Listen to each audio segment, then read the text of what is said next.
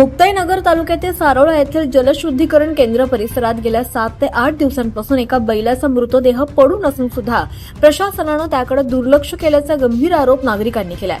धक्कादायक बाब म्हणजे याच ठिकाणाहून परिसरात पाणीपुरवठा सुरू असल्यानं नागरिकांच्या आरोग्याचा प्रश्न ऐरणीवर आलाय। बोदवड रोडवरील जलशुद्धीकरण केंद्र परिसरात मृत बैल कुजलेल्या अवस्थेत पडून असल्यानं तीव्र दुर्गंधी पसरली आहे। या प्रकारामुळे दूषित पाण्याचा धोका निर्माण झाला असून ग्रामस्थांमध्ये भीतीचं वातावरण निर्माण झालंय। स्थानिकांनी वारंवार प्रशासनाचे लक्ष वेधून सुद्धा संबंधित विभागाकडून कोणतीही ठोस कारवाई झालेली नसल्याचा आरोप करण्यात येतोय।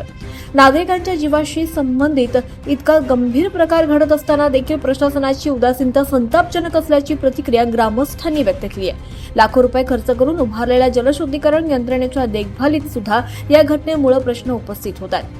या प्रकरणाची तातडीने चौकशी करून संबंधित अधिकाऱ्यांवर कारवाई करावी, मृत जनावरांची त्वरित विल्हेवाट लावावी आणि नागरिकांना शुद्ध पाणी पुरवठा सुनिश्चित करावा अशी जोरदार मागणी ग्रामस्थांनी केली आहे। स्वच्छ पाणी पुरवण्याची जबाबदारी प्रशासनाची असताना असा निष्काळजीपणा होत असेल तर न्याय मागायचा कोणाकडे, असा संतप्त सवाल देखील नागरिकांनी उपस्थित केलाय। 24 लाईव्ह महाराष्ट्र न्यूजसाठी पंकज तायडे, मुक्ताईनगर।